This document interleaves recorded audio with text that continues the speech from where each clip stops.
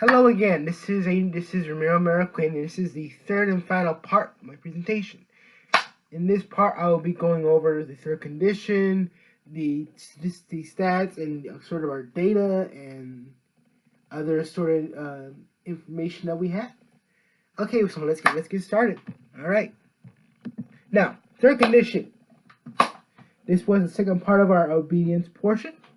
Now. Basically, we sort of, again, like I stated before in the second video, we sort of added more factors into our project. Whereas in the first one, we just had a cone. Second, we had a authority figure in dressed in casual clothing. Now, we not only have those two factors, but we have a third factor, which is an authority figure wearing professional clothing. In this case, can't really see it, but one of our members was wearing a sort of a construction vest while holding a clipboard, sitting next to the cone. Now, this was very interesting because whereas before we kind of had people, who would just look and see the cone and see the authority figure in casual clothing, kind of just be like, drop by. We had some people actually kind of show fear when we actually went to go as for surveys. And it's interesting because the the jacket actually added a little bit of legitimacy to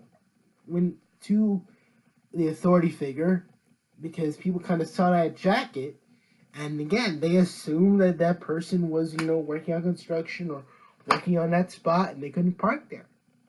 And the interesting part about it is, in this case, we had no instances of people kind of bucking the rule or not complying.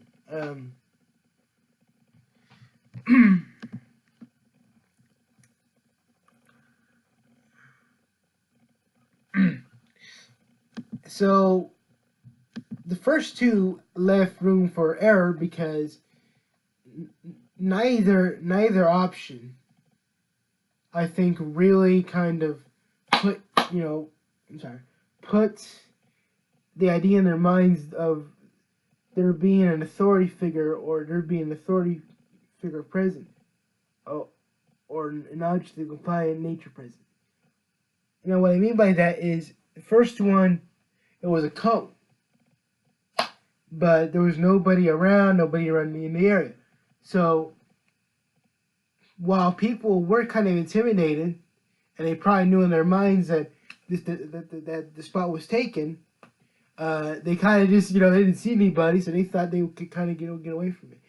It's interesting. It's I believe it's called the I believe it's called the yes, I believe it was an instance of groupthink, kind of an idea of groupthink, but kind of, nobody's seeing you do it, so go out and do it. Second condition was the same thing, even though there was an authority figure present. I think the body language of the authority figure on her phone, and plus the non-professional way in which she was dressed, kind of didn't give her as much legitimacy. So it was kind of felt like, they could kind of squander by, sneak by and in the spot undetected. One of my theories also was that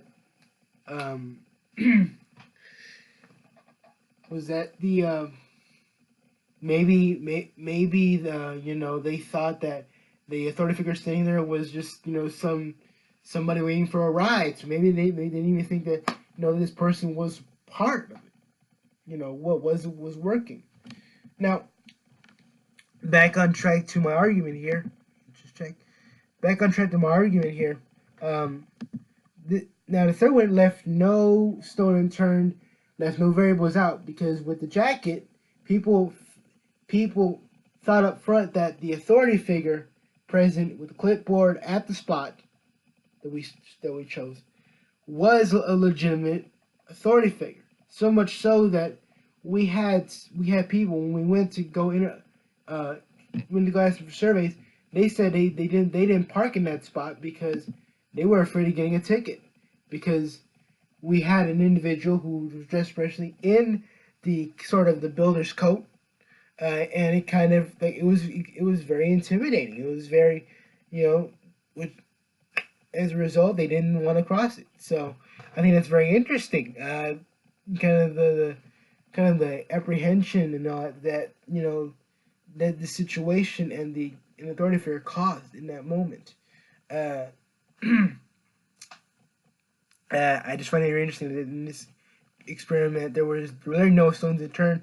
There was no variables, whereas in the past two steps, there were instances of people being non-compliant. This one, there was like nothing. So, okay,